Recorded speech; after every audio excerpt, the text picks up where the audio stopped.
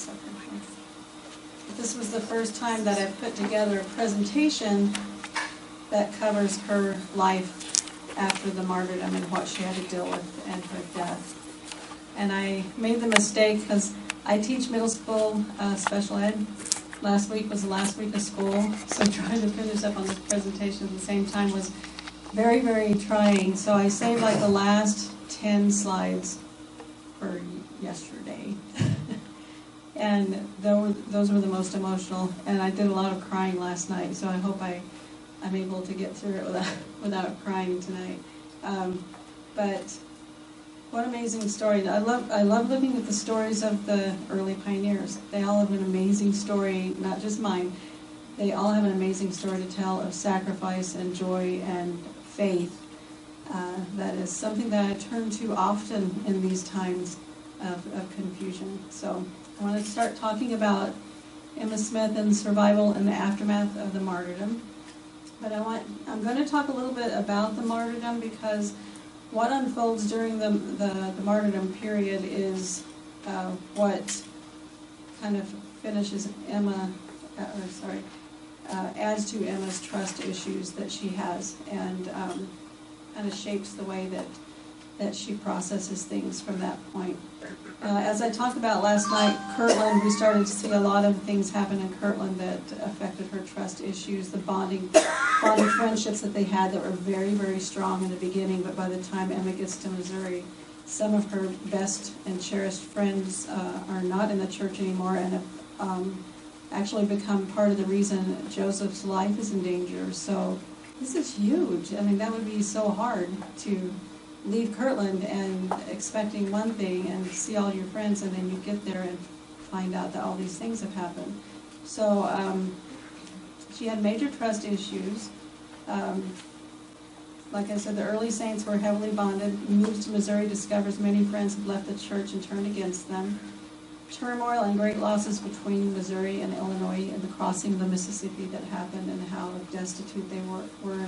She left her husband in jail, and the concern she had there was really hard. Joseph's death and the dividing lines that are drawn, feeling isolated from those who were once her friends again, as they prepare to go out west to Utah. So these are many of the things that had helped to create these trust issues that she had.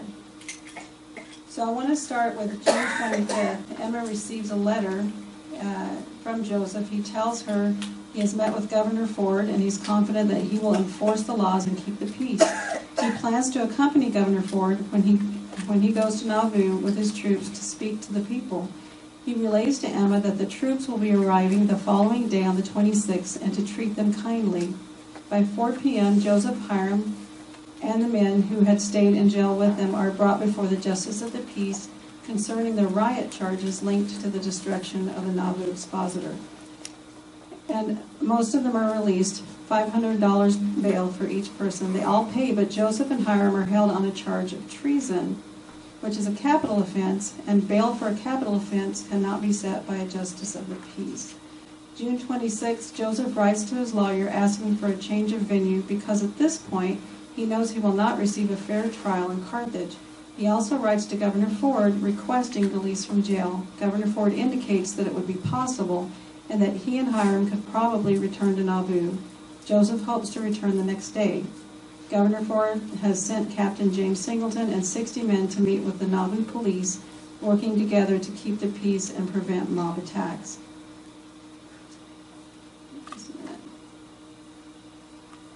John Fulmer gives Joseph a pistol. Around noon, Joseph wrote to the circuit judge of Hancock County, Jesse B. Thomas, asking him to come and investigate the charges of treason. In his journal, he indicates he is anxious about his safety. June 26, 4 p.m., Joseph and Hiram are heard by Justice of the Peace Robert F. Smith for treason examination. They are given until noon the next day to gather witnesses for a treason hearing. John Fulmer, John Taylor, Stephen Markham, Dan Jones, and Willard Richards decide to stay with Joseph and Hiram. Emma honors Joseph's request for hospitality toward the governor's men and manages breakfast and lunch for 40 men. That night, Hiram reads for the Book of Mormon and bears his testimony. June 27th, later in the morning, Governor Ford dismisses the troops, leaving the Carthage Greys to keep the peace in Carthage. When the dismissed troops arrive in Warsaw, Thomas Sharp gives a speech to them from Golden Point, calling for them to go back to Carthage and kill Joseph Smith. It is believed that this is about the same time that Samuel Smith is spotted going to Carthage to visit his brothers and is chased by part of the mob. So when I was young, about a teenager, and I would go to my father's sisters for Sunday lunch, one of the things that was talked about around the table was that Brigham Young had Joseph, Hiram, and Samuel killed. This is something that was started by Joseph's brother William when he accused Brigham Young and Willard Richards of poisoning Samuel, who had died a few months after the martyrdom. What actually happened with Samuel is he was riding into Carthage to visit his brothers.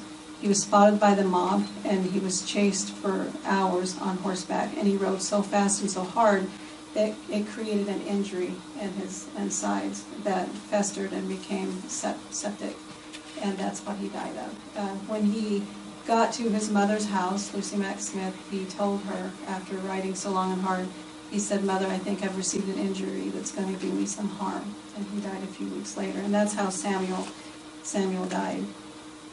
Emma expects Joseph to be arriving with the governor because he indicated in his letter that he probably would.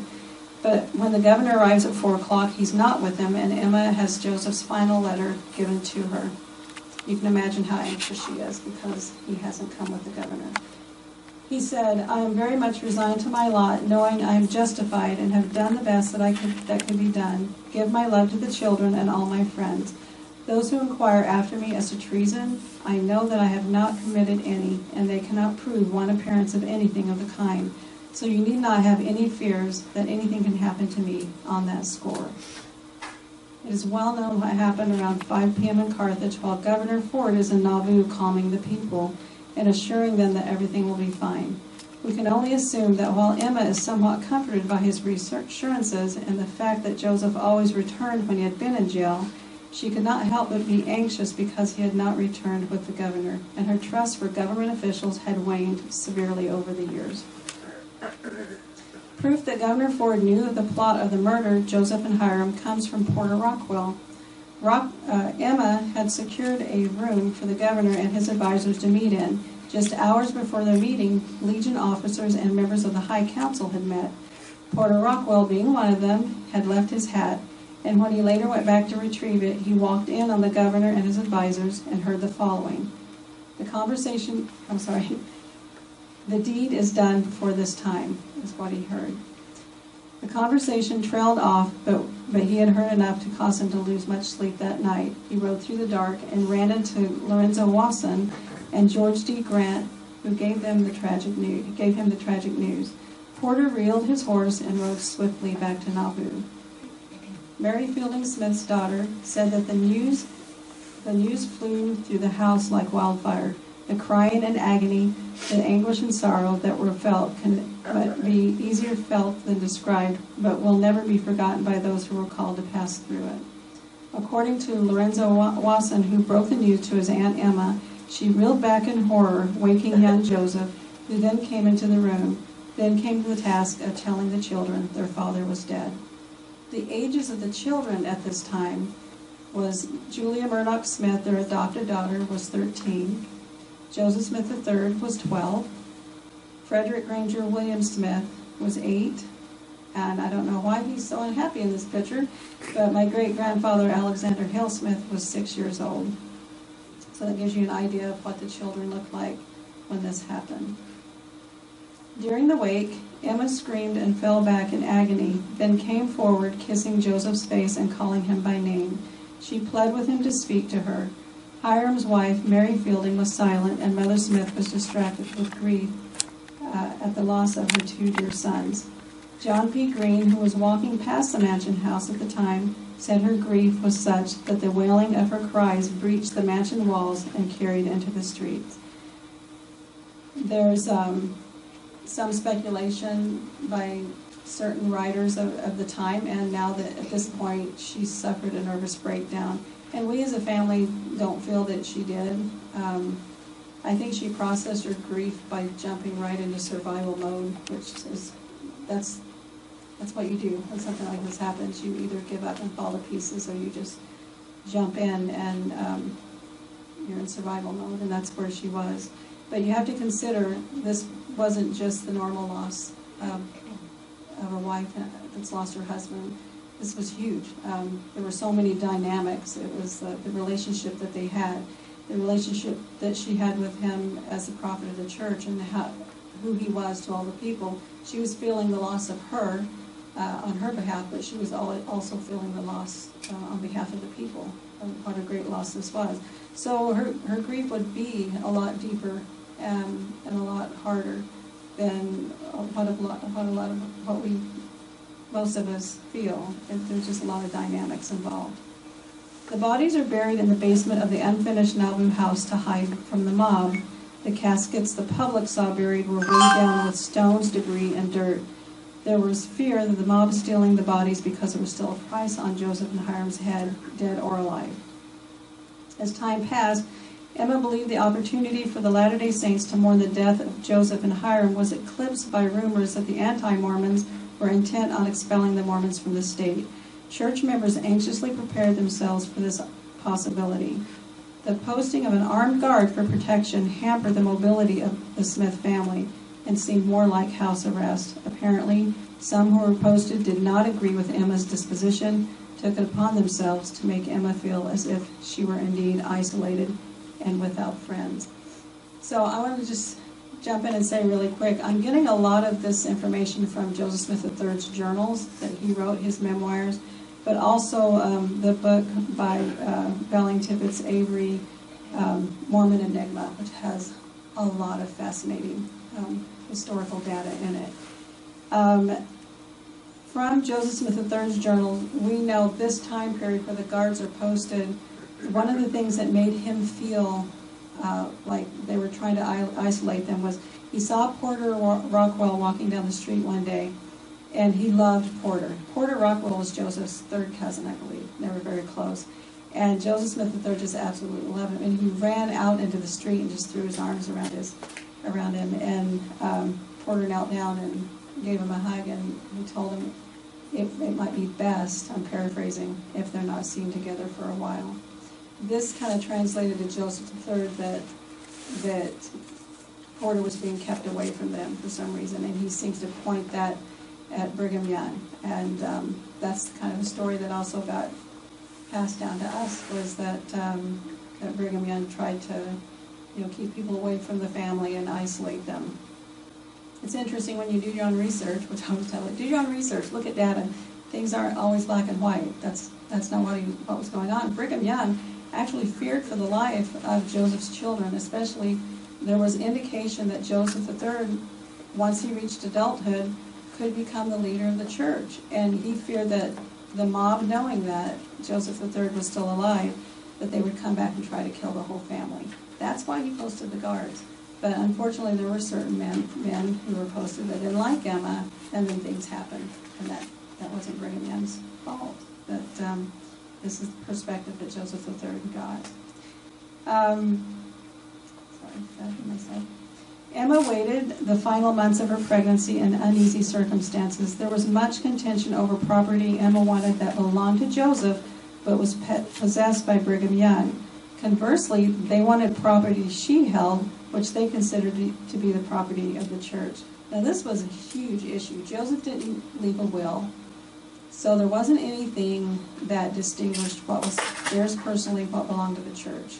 The reason this is a big issue because he had thousands of acres that was church property. And he found out not long before his death that it was a law that you couldn't, like a church organization, couldn't own more than 10 acres of land. So he started deeding a lot of the lands to certain individuals and certain properties. Went to Emma, some was in Hiram's name, some was in other family members' names. So he dies, and all of a sudden there's this, not just that mess to deal with and try to distinguish what rightly belongs to who. There's also the fact that the church and Joseph personally are heavily in debt, especially to the United States government. I'm getting ahead of myself again. Due to the sale of a steamboat from Robert E. Lee two church members. Robert E. Lee was an engineer on the Mississippi, and when he was told to sell all the surplus because they needed him back in the East, he had a steamboat for sale, and church members bought that. I'm going to be doing a whole fireside on the whole estate issue where I'll talk about all that. But it left this huge mess for Emma to have to deal with, and she's facing the loss of everything. All of her properties, the Nauvoo house, the homestead, the mansion house, they're due to be, because of back taxes, sold off at auction, and she's not sure what she's going to do. So what happens after this is it opened the door for conflicts and complication. You know, one of the things that the brethren wanted was the inspired translation and some of the other personal properties that were Joseph's, but he was doing on behalf of the church. So this became a very clouded issue that was going on between Emma and Brigham Young. She felt anything that belonged to Joseph was hers as a widow's right. I get that. I understand that. That's actually true. But anything that a prophet is working on behalf of the church goes with the church. So you can see how this is a really hard issue, and that's right as well. But in all honesty, anything Joseph had in writings or anything that had to do with the church really should have gone with the church. She really had no right to have that. But that wasn't her feeling. So that was the beginning of some conflicts between Emma and Brigham Young. Emma meets with Parley P. Pratt. At this time, Brigham is not back from the East yet. As soon as he arrives back in Nauvoo and suggests someone be appointed as trustee and trust for the church so that there is someone to make decisions when debtors start coming.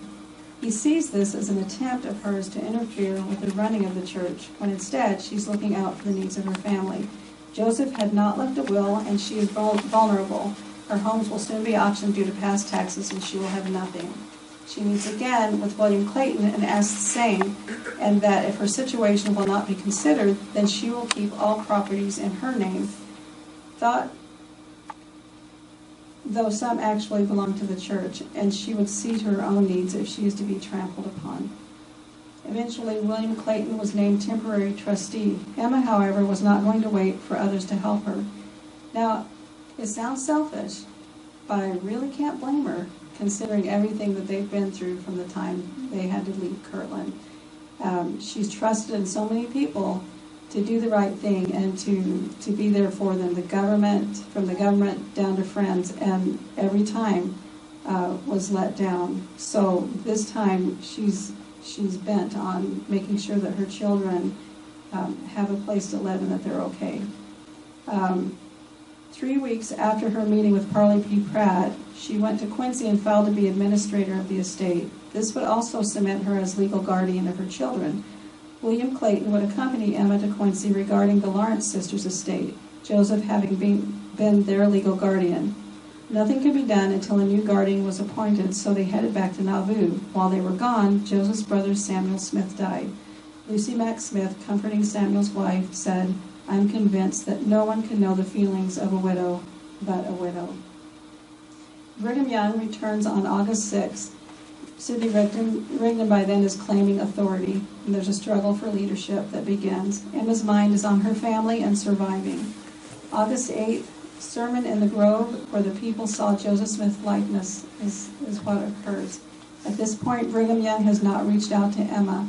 In a letter to his daughter, the late, he said, "I cannot say much about the families of brothers Joseph and Hiram Smith, for I have not had time to call on them yet."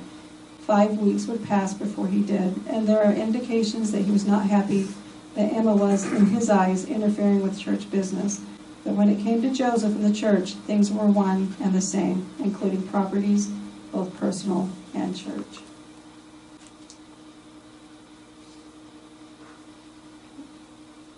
September 8th, 1844, Sidney Rigdon and others were excommunicated while the church was reeling from the loss of their prophet and trying to get stable. Emma is keeping her distance and focusing on survival. She writes to Sister Haywood in October 1844 and talks of furnishing the red brick store with goods, as many merchants might be leaving. She speaks well of the 12 and says all of her family are in good health. Joseph Smith III forms an early dislike for Brigham Young. Okay, this is because Brigham Young, they would do a regular show of force by having a parade of the Nauvoo Legion. And Brigham Young wanted to use Joseph's favorite horse, Joe Duncan. So he asked Emma if he could borrow it. And she said yes, as long as it's returned right afterwards. Well, it wasn't. And this horse had become one of Joseph Smith III's most dearest possessions because it was his father's, and he knew how much his father loved that horse. It wasn't returned until later in the evening and had been ridden very hard and was not in good shape. And he blamed Brigham Young for that, although it was George Q. Cannon who was sent to return the horse, and he's the one that took it on a joyride. But from that moment, it was Brigham Young's fault. Joseph III wouldn't find this out later, but by then he had spent years telling that story, and it just added to the bitterness. And Joseph Smith III said he would never trust Brigham Young again.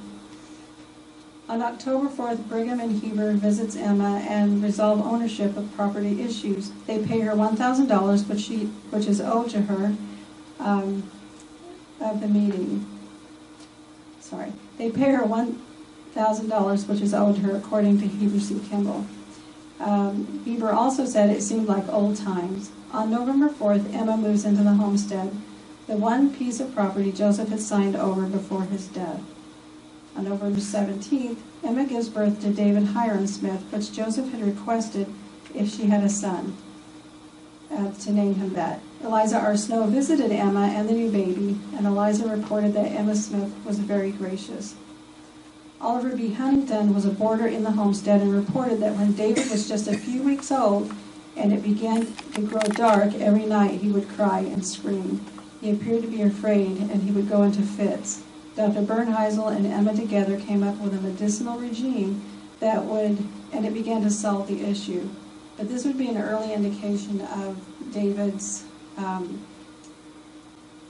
like to say today that he was in the spectrum, because he started showing early signs of some kind of disorder, but they weren't sure what it was at the time. The winter of 1844 to 1845, around February, Emma had the bodies moved to under the spring house in the yard of the homestead. Now, if you look at this picture, if you were standing in front of it, just off to this way is the spring house. If you've been to Nauvoo, you know what we're talking about. So that's where she removed the bodies to. She didn't tell very many people about it. She only had a few people helping her. She was afraid because there had been rumors that the Saints wanted to take their bodies out west to Utah with them. Even Mary Fielding wasn't told where Hiram was buried. So she was terrified that this was something that might happen. It was then that Emma took clippings of their hair. Heber C. Kimball's diary notes that he and Brigham Young was there for the exhumation, and that is how they got the clippings of hair. However, they must have left after that because Emma selected a few trusted friends who had the bodies moved to a secret place and kept it secret for years. As an adult, David wrote a song called The Unknown Grave. The bodies would be exhumed in 1923 because of the Keokuk Dam that was being built, and they were afraid that the water would rise up and wash them away. Emma spent much of May 1845 caring for William's wife Caroline, but she died on the 23rd and was buried in the family tomb. While Emma has been caring for Caroline, the trial in Carthage has been unfolding. All church members have been admonished not to attend, and the brethren have been in hiding because they are being sought to testify, but they fear their lives will be in danger. No trust after what happened to Joseph and Hiram. Also, at this time, Solomon Lawrence is trying to take possession of the mansion house. So you can see her life is a constant, just at this point, just trying to hold on to everything she has and just fight to keep it. And every time she turns around, something else is unfolding that's very stressful. Plus, she's got a new baby and her other children to take care of. May 24th, 1845, the last stone of the temple is laid. On May 24th, the Illinois legislature revokes the Nauvoo Charter, and Nauvoo is left without any municipal government. Church leaders organize priesthood quorums to serve as police. Hosea Stout is the chief of police. Throughout the rest of May, William is in a power struggle. This William is Joseph's brother. I don't know if you know much about him, but I'll be doing a fireside on him. He was very narcissistic. I believe that he was bipolar, because that was his personality. He would run hot and cold. He would beat Joseph up, and Joseph was a very big man. And then he'd be remorseful the next minute, and he would just run hot and cold like that, and he'd be very violent. And then he was very, very soft and gentle-natured. He started having a power struggle with the 12. He felt that being the sole surviving brother of the prophet, he should be the head of the church. He reconciles with them and is ordained to be one of the 12.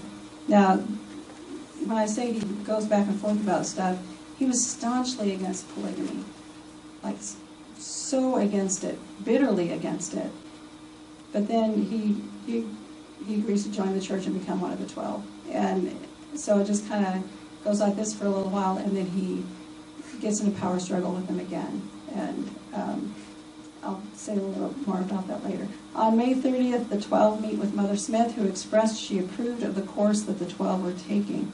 The Carthage trial comes to an end, and Thomas Sharp, Levi Williams, Mark Aldrich, Jacob Davis, and William Grover are acquitted.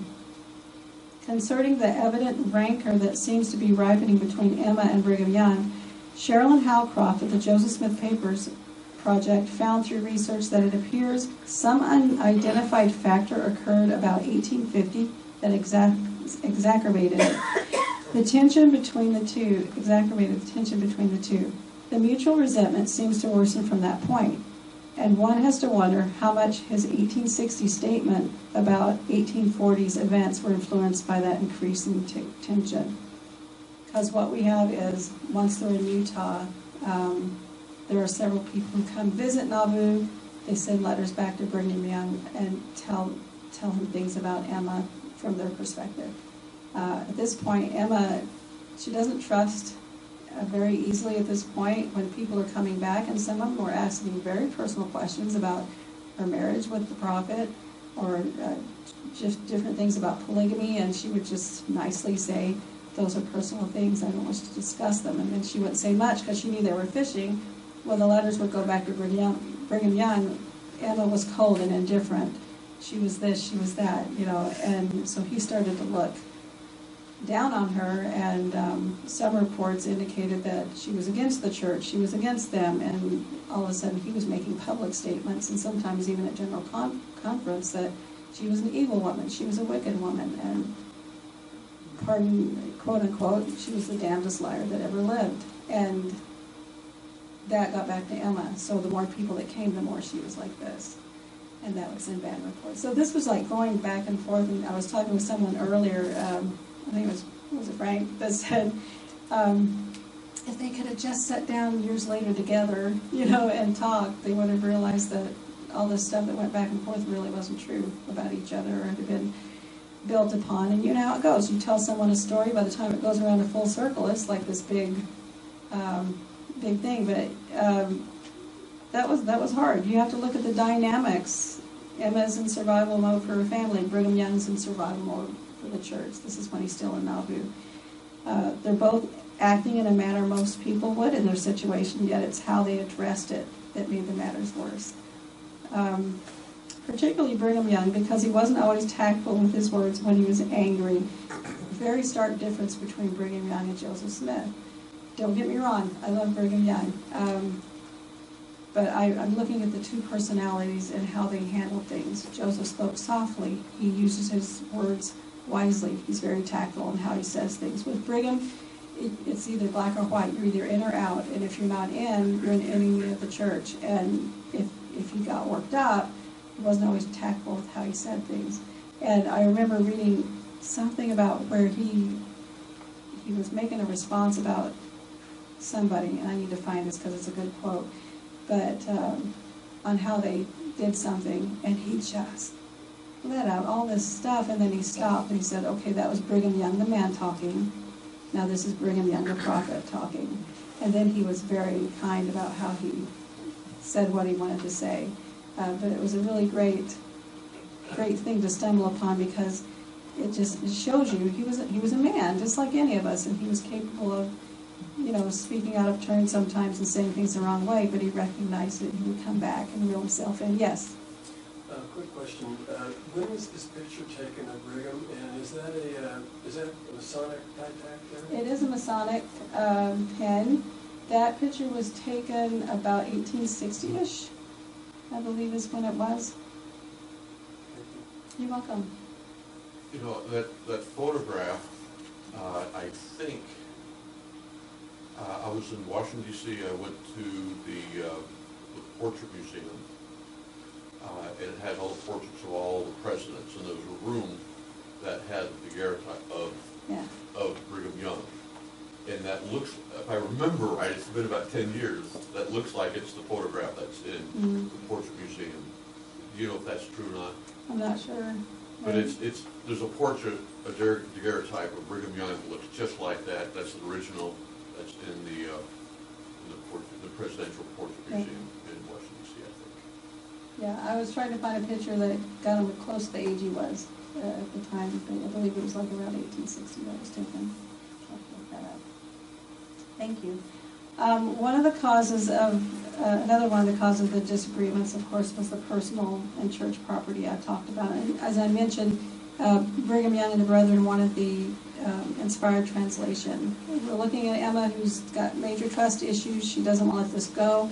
She was trusted with this. Anything that she did on behalf of Joseph when he asked her to, she was loyal to that. And she knows these are sacred documents. She's sewn them up in her skirt. She walked across the Mississippi with them, and she's held on to them that long, and she's not about to let them go. She kept them hid in a box that had a secret bottom to it in the Mansion House, and that box is still, that old trunk is still in the Mansion House today. That did cause some major issues. She was accused of stealing Joseph and Hiram's rings. Just a lot of things that went back and forth that caused hurt feelings on both sides of the fence, and that's unfortunate. But this is kind of a cute story. William Clayton asked for the writing desk, and Emma Reed, this was Joseph's writing desk that he used in the Mansion House, and she felt so close to these things. And she eventually gives it to him, but she keeps the papers that are inside. She felt that some of the papers belonged to her because they were Joseph's. Brigham Young eventually got them, took them to his home, and informed the household that if Emma came for them, they were not to be handed over. She did go and ask for them. A lady of the house almost gave them to her when one of Brigham Young's wives, known to be cantankerous, came to the top of the stairs and declared they were church property and would remain in the household. Emma remarked, "I may as well give them up. I am more afraid of Harriet than I am the sheriff." In the fall of 1845, William Smith is excommunicated for speaking against the leadership and claiming to be the rightful prophet. He claims he has the family support in this, but was misleading. He petitions Emma to support him against the 12, but she refuses. One of the things Emma had to deal with was the many media publications of things that were not true. This was the New York Sun 1845 edition that said, "I am left here, sir, with a family of children to attend to, without any means of giving them an education, for there's not a school in the city. I must now say that I have never for a moment believed in what my husband called his apparitions and revelations, as I thought him laboring under a diseased mind." Well, you can imagine how that flew. And other states and counties in their papers picked it up. They printed it. Emma finds out about it. But at the same time, all the saints are still in Nauvoo at this point. John Taylor writes a publication of his own standing up for Emma, saying that she would never write anything like this about her husband, ever. But there are unfortunately some saints that believe this, and they go out west with this belief that she did write it. Emma writes to the paper and says, "I wish to inform you and the public through your paper that the letter published Tuesday morning, December 9th, is a forgery, the whole of it, and I hope that this notice will put a stop to all such communications." This this part wasn't printed in the New York Sun. It was printed in some of the local papers, so it only made it to the local people. John C. Bennett suspected that Emma had written the letter, and she replied to him. She said, "I informed that this letter was in print." John C. Bennett suspected she had written it, to which she replied, informed that this letter was in print. "I was never more confounded with the misrepresentation than I am with that letter, and I am greatly perplexed that you should entertain the impression that the document should be a genuine production of mine.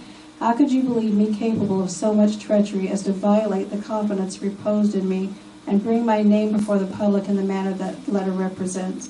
Emma now turned her focus to taking care of her own.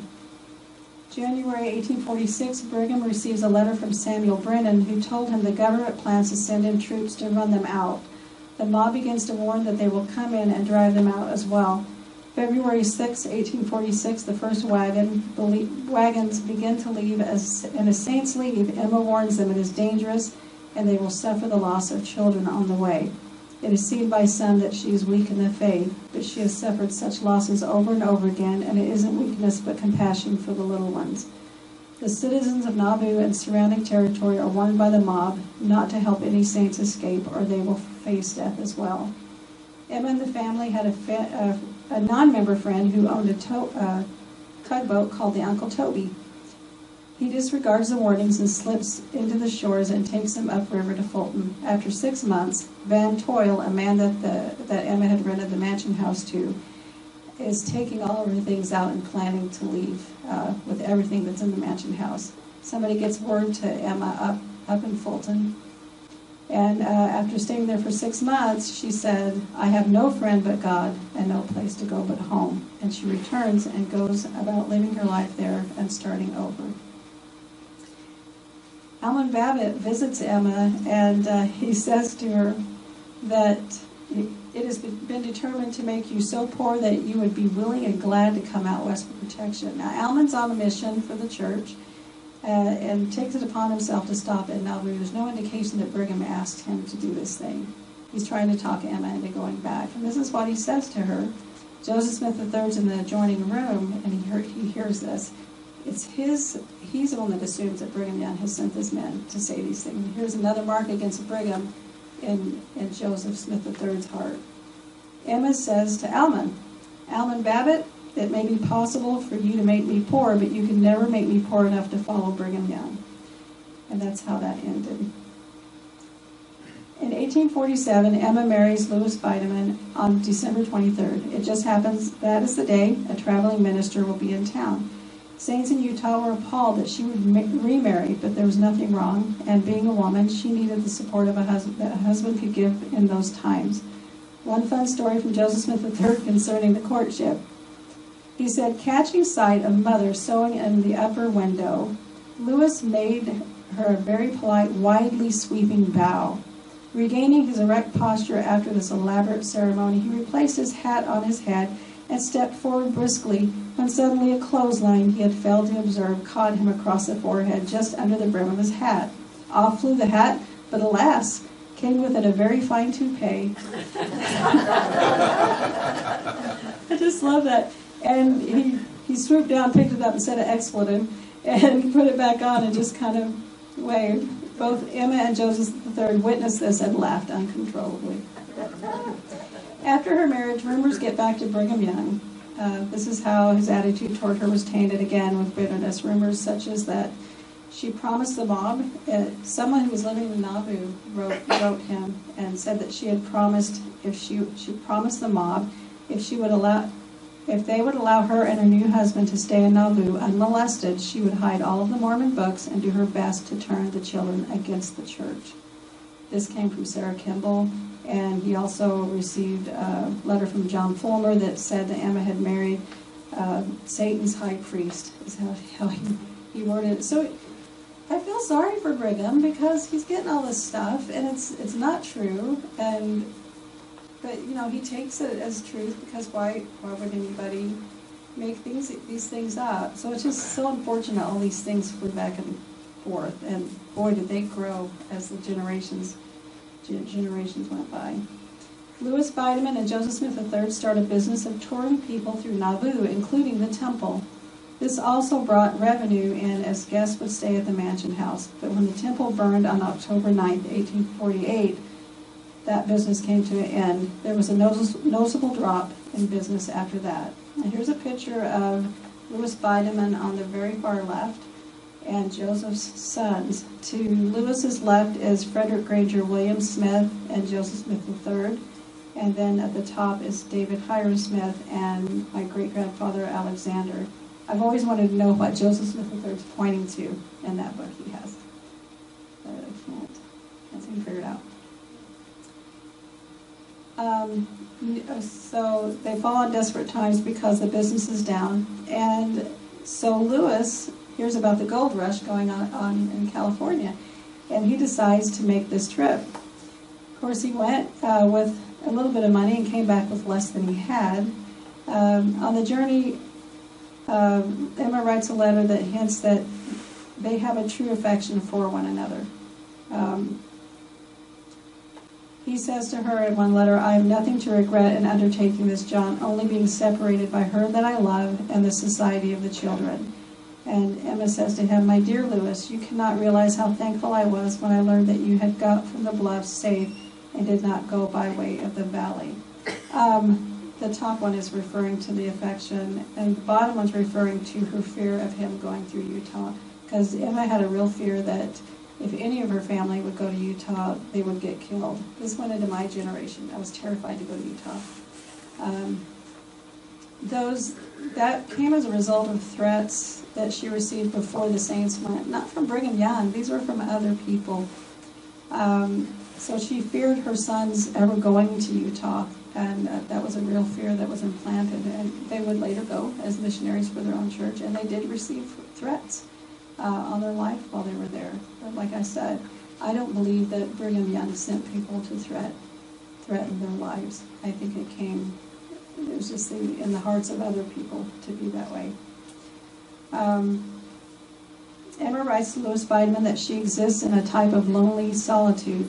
Her daughter Julia married a man by the name of Elijah Dixon, who soon runs the mansion house with Julia. John Bernheisel, who visits from Utah, writes to Brigham Young that he found Emma cordial, but she did not ask anything about the saints or the church in Utah.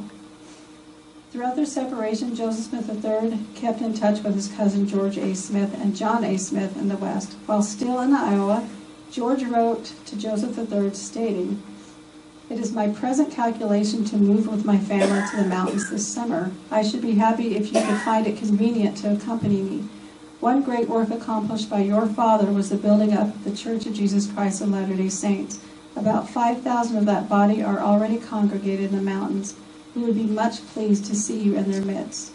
Joseph Smith III was 17 at the time and not in the least interested in getting involved with any church. He was so affected by the persecution of his youth and his father being murdered. He wanted nothing to do with religion whatsoever.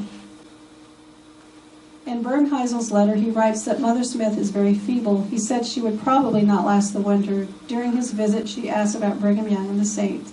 She moved in with the family in 1849 during his visit and passed away 7 years later on May 4th, 1856.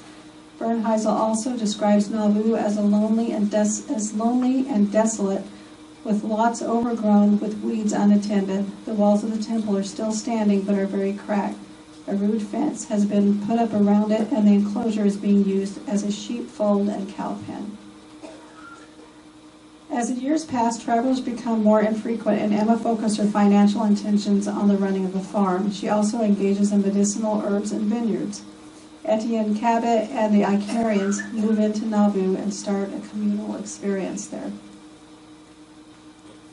The estate is finally settled in 1856. It took over 10 years to do this. And when I talk about the estate issue at the fireside, when I do that fireside, you'll understand why it took 10 years. It was huge. Emma had to fight every step of the way to receive any compensation as a widow. She received a little over $1,800 as a widow's right. Brigham Young hears reports of Emma receiving quite a settlement. He publicly announces that she is now a wealthy woman having made her fortune by usurping properties from the church. When one looks at all of the legal sides and how the debts were incurred, the confusion of not having a will, you can plainly see that Emma had no power over the money she received, and in fact was left destitute because she had to use the money she received to buy back her own properties, the Nauvoo house, the homestead, and the mansion house and the farm. I hope nobody forms any bad feelings about Brigham Young from some of these things that I'm saying, because that's not my intent at all. It was what it was. These are just the things that happened, and I, for one, don't hold any anger towards him. He was acting on the things he was being told, and unfortunately, like, as I said, I keep saying that because I don't want it to seem like I'm talking bad about him. It's an unfortunate thing. In 1855, Joseph Smith III writes to Emma Knight, who had spent time with the family while they were in exile in Fulton, Illinois. Mother has grown old, though she bears up well and is just the same kind of mother she always was. Around that time, Emma gave him a Bible, saying, "My son, I have no charge to you as to what your religion shall be. I give you this book with this admonition. Make it the man of your counsel. Live every day as if it were the last, and you will have no need to fear what your future shall be." I really love that she took the role of presenting a Bible to him and telling him, study it, make it your life, and make your own choices. That was a great thing for her to do.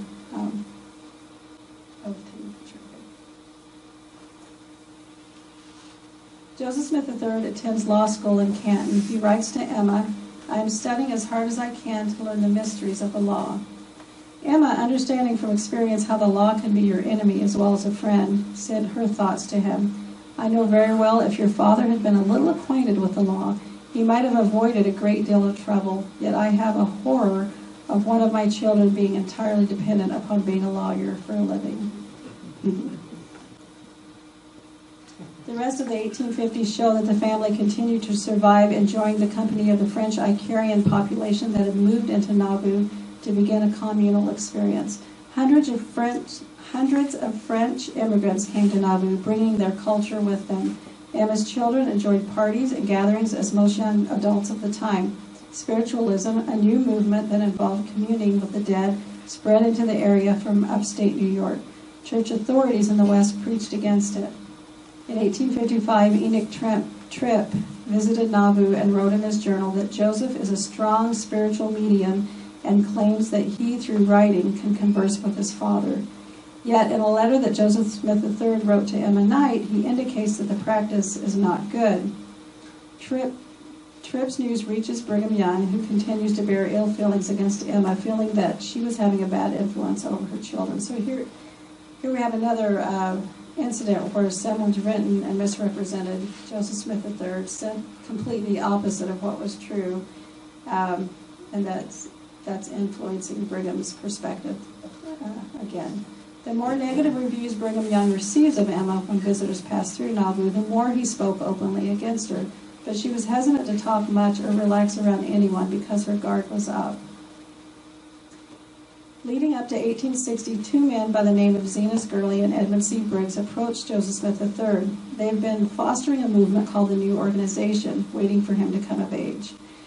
Joseph wants nothing to do with it. He sends them away. They come back. He sends them away. He says there's two things he does not want to talk about, religion and politics, and he keeps sending them away, but they keep coming back. Then Joseph Smith III goes through a series of very, very bad times. After he's married, he loses several children. He has all these hard times. He starts thinking more and more about his spiritual life, and he starts praying about the possibility of, well, should he do this? In 1860, Joseph Smith goes to conference in Amboy and becomes president of what is now the RLDS Church, or Community of Christ. Emma is apprehensive because she fears that her children will once again fall under persecution, but when she sees that does not happen, she is more at ease. She supports her son in his decision. Some believe she had her records removed from the church, but this is not true. 1861 to 65, Civil War breaks out. The boys want to serve because of their patriotism, but they were also ministers of the gospel and did not believe in shedding human blood, except in defense of family. They decided to go if called. Alexander was drafted and trained at Warsaw, but Lee surrendered 2 weeks before he was to ship out. I think it's kind of ironic that he trained for battle in Warsaw, the same place where the mob was trained up to murder his father.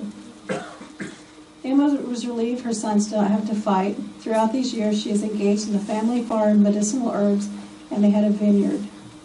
April 13th, 1862, Emma loses her son, Frederick Granger William Smith. This is a sad story.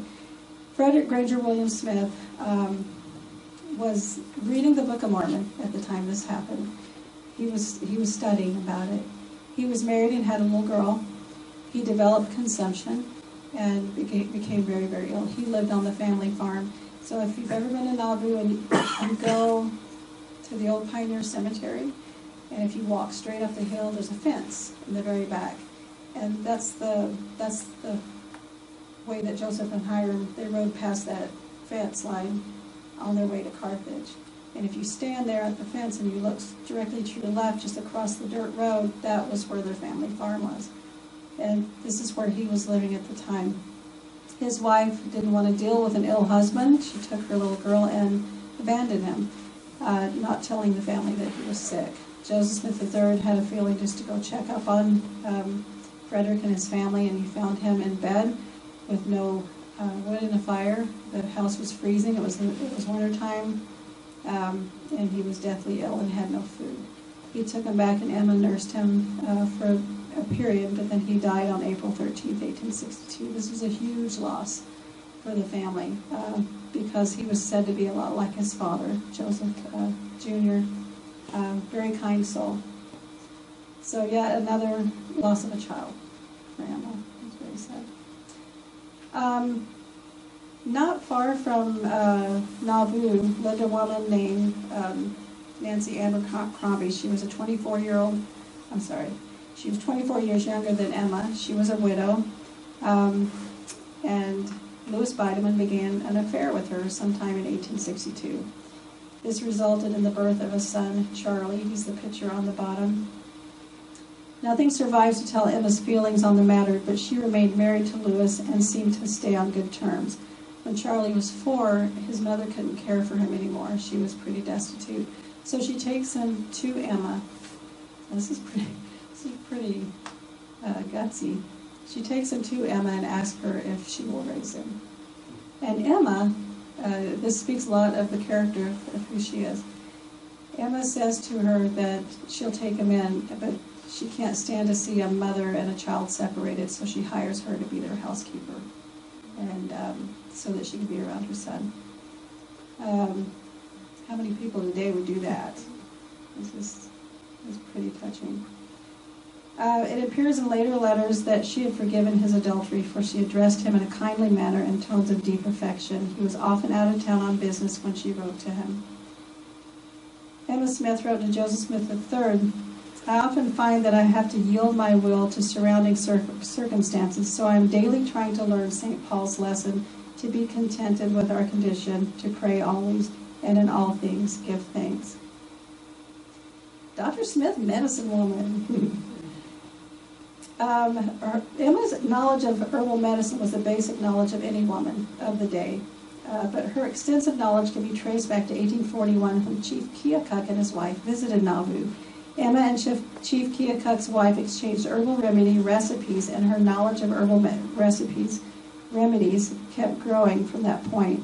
One recipe that was made up of juice from strawberries and extracts of certain roots to help children's canker sores, and a note sent by Emma's son David to the local apothecary. He asked for ingredients for a remedy. Please send the above articles to me from Mother. She seems to be in very poor health. The list included 2 ounces of mandrake, golden seal, and gambogi, I think is how you say that. Because gambogi didn't sound good. So I figured it was gambogi. Emma's knowledge of herbal medicine became renowned in Nauvoo. It was often many people went to her instead of the local doctor, and many times when he was perplexed by a case, he sent patients to her. In the final years, reflections from her children and grandchildren were this. As Emma moved into her late 60s, she began to take naps in the middle of the day. She was still running the Nauvoo house as a boarding house. When she worked the flower gardens, she would hum tunes. like there's a feast of fat things for the righteous preparing, and the flowers that I knew in the wildwood. Her favorite flowers were lilacs, and she always buried her loved ones beneath a lilac bush. At this point, she's still running the Nauvoo house. Emma's eyesight began to fade in 1867, and it stressed her that her duties throughout the day did not allow her time to write her children in the daylight, all of whom lived far away at this point. Her glasses were broken, so she could not use them to read or write at night.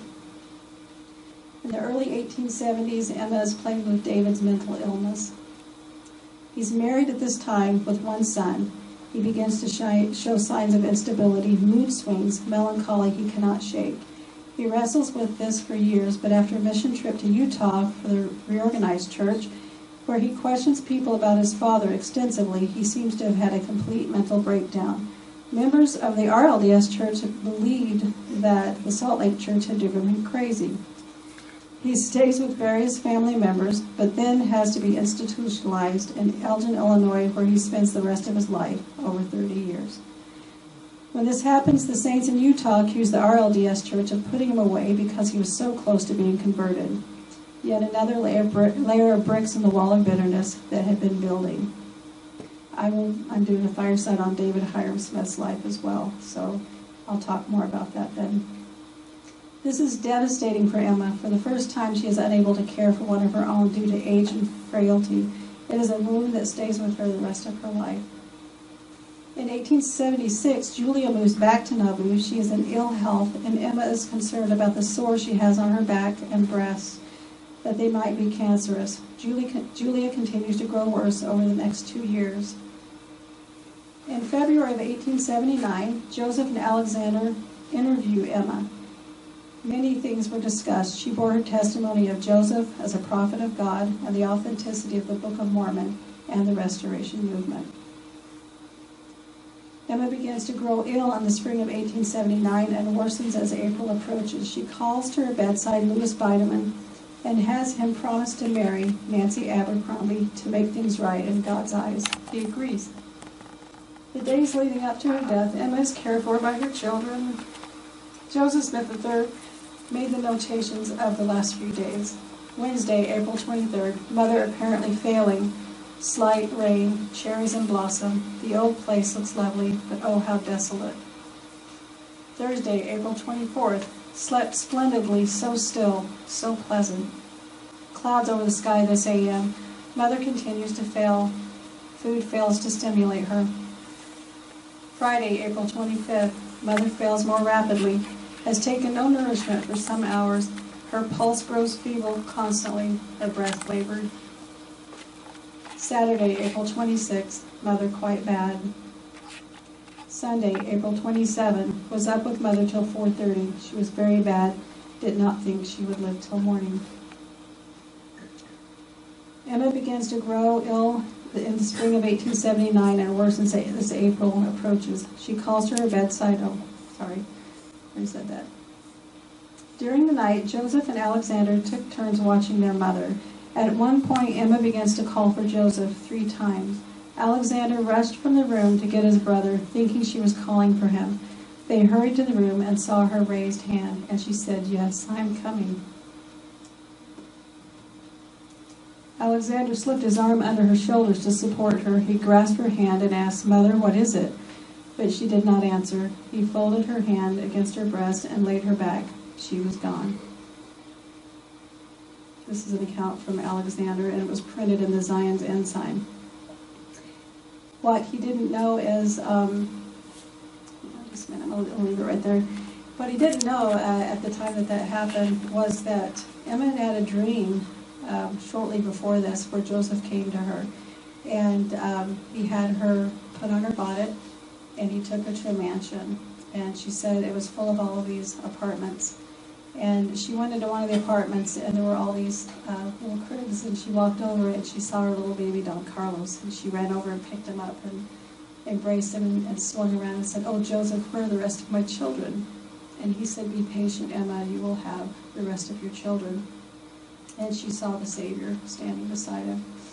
And so when they came into the room, Alexander she had called for Joseph 3 times already, but when Alexander Joseph came in the room, her hand was raised up, and she had said, "Joseph, yes, I'm coming." And so he knew after the nurses who relayed that story to him that he had come for her as he did in the dream. And I thought it's beautiful that Emma told her that so that we could have that today. Lewis did as Emma requested and married Nancy Abercrombie.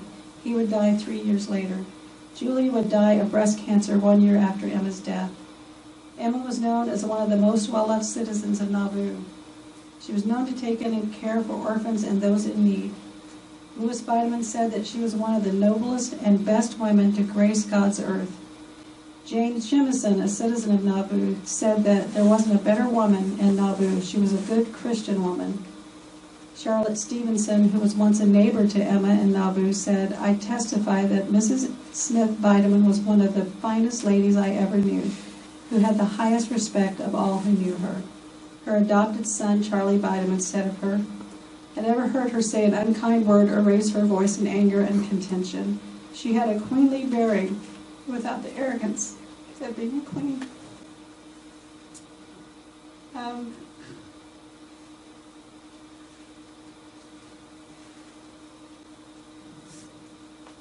I'm so grateful to have her as an example. To have her as a great-grandmother. There was so much I could have said tonight, but look how long it took me to say just that.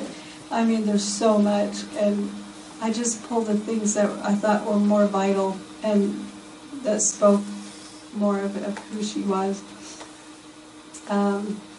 We live in a time where so much is lost. I tell my students sometimes, you guys have no idea how much isn't here anymore that I knew when I was a kid. Like what? You know, they're just into video games and things, but it's just hard to express to people the ethics and standards and morals that are just disappearing. And I look back to our ancestors, all of us, and they had those things, and we have these stories, and we have these glimpses, so that we can grasp a hold of them and carry them with us and use them as a shield against what's around us and what's coming toward us. I want to bear you my testimony that I know this gospel is true. I love the Savior with all of my heart. I love my great-great-grandparents and all the other pioneers that sacrificed so that we can have this gospel today. And I know without a doubt that it's true. I know they couldn't have gone through what they did without knowing themselves that it was true. And I leave that with you in the name of Jesus Christ. Amen. Did you want to ask any questions? I promise I won't cry. Yes? You didn't mention in this much about the character of Lucy Mack. So Lucy Mack Smith was in the care of several people during that 12 years that she outlived her sons. Oh my gosh, I had their name right in front of me. The Moffats. The Moffats helped care for her. There was another family that helped care for her, and then the lady that helped her write her book, Corray. I know she helped care for her at times, and then she was with the Smith family at times, and of course there at the end she was as well. But yeah, interesting thing about Lucy is she was very vocal in her support of Brigham Young before he left, and that if any of her family went, she wanted to go with the Saints to Utah, but she was just physically unable to. Somebody had their Thank you so much for your wonderful talk. I have a question with regards to Joseph Smith III's authority. You indicated that there wasn't information, that there was a derivation of blessing and authority from father to son, as would be expected. Yeah. Some of my very, very, very favorite people are restorationists, and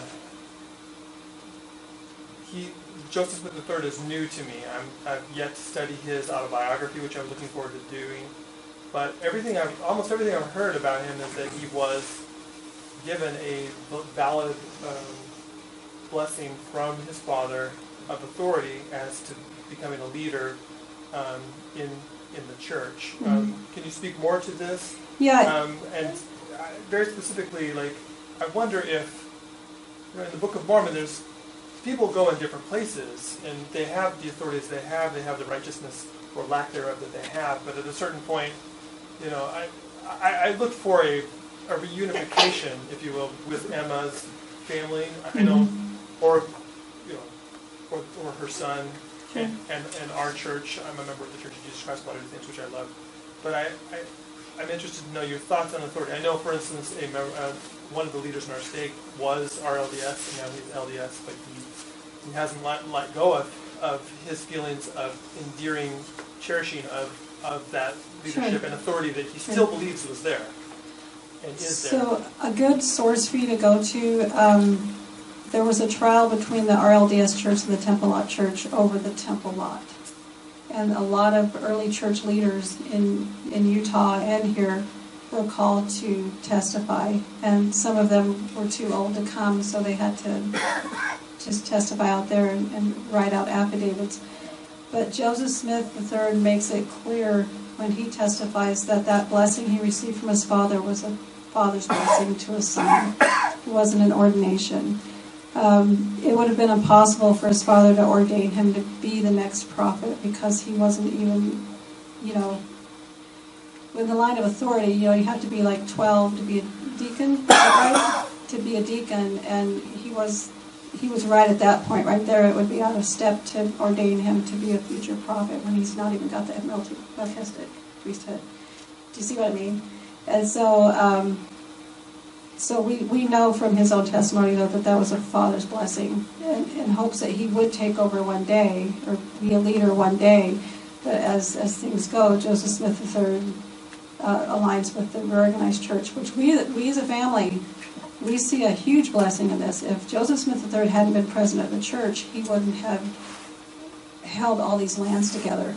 Otherwise, they would have been sold off into thousands of individual lots to people who care less about our church history. But this is how we have the Kirtland area. This is how we have this area. This is how we have certain areas in Nauvoo because Emma stayed and because Joseph Smith III became president. So to me, it's like we don't always know the Lord's there in things, the way things go sometime. And so I don't know if that answered the more complex questions you might have had. Maybe someone else can answer better than me, but as far as the blessing goes, yeah. So I've been doing some research on Lyman White. Oh, yeah. And Lyman White states that when they were in Liberty Jail, they were feared that they would never live to freedom from there. And so Emma brought Joseph Smith III to the Liberty Jail, went down into a cell, and that was where Joseph Smith gave that father's blessing to his son, because he, as far as they knew, he wouldn't, that may be the last time they ever saw him. Right.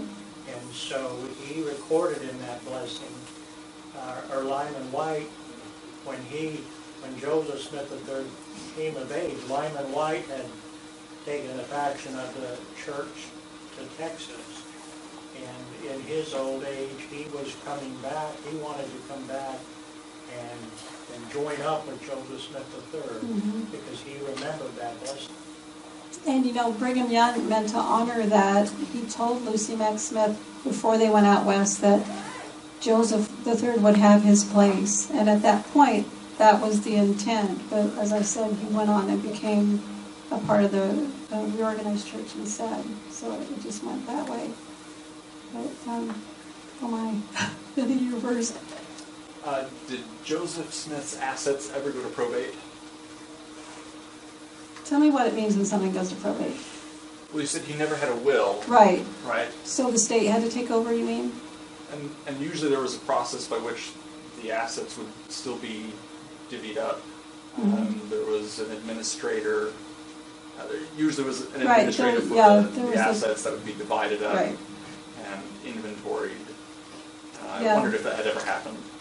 Yeah, well, yeah, it did. It was like a 10-year process, and there's a article you can read by Dallin H. Oaks, and I forget the other guy who wrote it, but Joseph Smith in the Wake of the Steamboat, Nauvoo, and it lays it all out how it happened. and how it got divvied up. And it was horrible because many people had bought some of those lands when Joseph found out about the 10-acre rule. Some people bought lands to protect it. He deeded lands to others and properties. And these people that had poured their money in these lands lost everything when that happened because the government wanted their money back for the steamboat. So it's so complex, that's why there's a whole other fireside for it. But yeah, the state came in, there were trustees appointed, and it took 10 years to get all figured out. But does that answer your question? Yeah. Okay. Yeah. A quick question. We had Ryan Daly a couple months ago, a fireside on the Book of Mormon. Mm-hmm. And he mentioned when Joseph passed away, there were some things that were obviously the churches, some things that were obviously Emma's, and there's a gray area in the middle. Yeah. One of the things that they felt was obvious Emma's is the fact that Joseph had copyrighted the Book of Mormon a year before the church was organized, so that would have been clearly his, not the church, Right. which was hers. Yeah. And then Yeah. Brigham Young, or the church had done a copyright in Liverpool, so for like 30 years or so, all the copies of the Book of Mormon for the LDS church were printed in England, not the United States. Now, that's what he was kind of talking about. Mm-hmm. Now, the question is there any indication, if Emma had the copyright to it, did the church didn't want to pay her for the copyright of the Book of Mormon, or did she not want to have the church print the Book of Mormon? Was there any indication of that from research on your side? I've never seen it. I've never seen anything on that. So, but I haven't looked for it either. So, Okay, it's interesting that she had the copyrights, but Yeah. then the Book of Mormon wasn't printed yeah. until much later when the RLDS church and the LDS church printed them in different Yeah. situations. But there was a And see, and the Temple Lot printed them because, and the Temple Lots was in book form like the original. It wasn't broken up into verses. It was like the original. So I'm not sure. I just know if there was any insight you had on her having the copyright. No. Okay. You've given me something new to dig for, though. Okay. Oh, by the way, I did look up that picture of Brigham Young that I mentioned. Yes. The one that's in Washington, D.C., looks like he wears the same coat, same lapel, same pin, Yeah. same tie, same everything, but his head slightly turned. So, and it did say it was in 1850. It's 1850. That was the one in Washington, D.C. So Okay. it's a slightly different one, but it's like you got the same They coat. probably had two different ones made. Somebody back here had their hand up. Yeah. You might have addressed this. With Emma, how did she feel about her son becoming president of the reorganized church? She was really anxious about it because she feared persecution again happening. But the long and short of it is, once the public knew that polygamy wasn't involved, they left them alone. And so there wasn't persecution. Alexander was very angry about it. And he had some hard feelings against his brother. But then his brother, Freddie, died, and he was worried about his soul because he was investigating but had not been baptized at all into anything. So he was worried about his soul, and when he was praying about it, he heard a voice tell him not to worry about Frederick because a way of baptism will be prepared for him. And so it's then that he knew that baptism of the dead was doctrine, that it was real. But that's something that they never engaged in. They had to have a temple first, and so they shelved the idea of baptisms for the dead until that happened. And then by then they didn't believe in it anymore. So I mean that was the feeling there. And then Alexander became the first patriarch of the RLDS church. Good man, and good gentleman behind him. And I've heard rumor that maybe part of the conflict between Brigham and Emma was that he was willing to help Emma as a wife. Have you heard? Has that been? Yeah, there was the speculation that that's something that would happen. That she talked about a lot of things when her sons interviewed her before her death, and that was one of them. And she still claimed that Joseph never practiced, and she did not believe in it.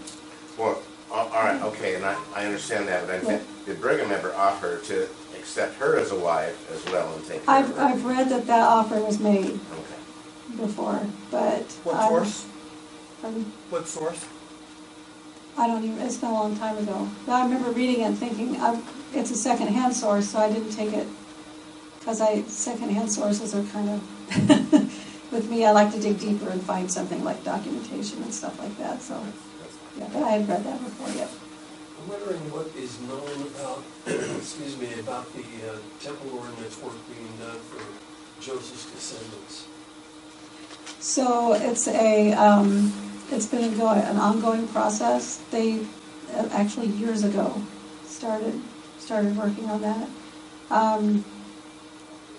There's like our family organization. My cousin Mike Kennedy's president of it. He works under Elder Ballard. He's Elder Ballard's Hiram's descendant, so he kind of oversees our family organization. And my cousin Mike's been kind of put over the genealogy portion, and they have that kind of locked, so nobody can really look up or do any changing, like in Family Search, on the family line, because they're working so hard to get it all done and done right without anybody going and making changes. So as far as I know, the last I checked, the work had been done ways back. They're kind of now they've just done the DNA study where they've proven Joseph did come from Ireland. That's where his ancestry came through, and so they're working on those family lines that they have the evidence for. But the current generations coming this way, a lot of that work's been done. So, yep.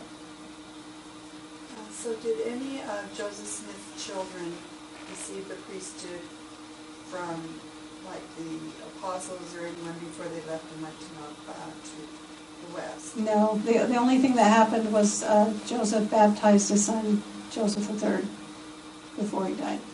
But that's the only thing that happened. Yeah. Excuse me. Did you say that his brother, Joseph's brother William, was made an apostle after the death of the prophet? Right, for a little time. Now, Yeah. He was an original member of the quorum as well. He was one of the first 12. Yes, yeah. And then he got put out and then put back in. Right. Yeah, okay. I also found it interesting that she married Biderman on the prophet's birthday, he said. It was the only day that there was a minister in town. Was that, and ministers were traveling, so they only came through like every few weeks. So. Now, did you say something about her name being taken off the record? Was that Emma? You said they said she'd been taken off the record of the church, but she hadn't been. She did not take her name off. Well, somebody said she did, but that was false. Yeah, there was it was false. Yeah. But you're welcome. Okay. Thank you.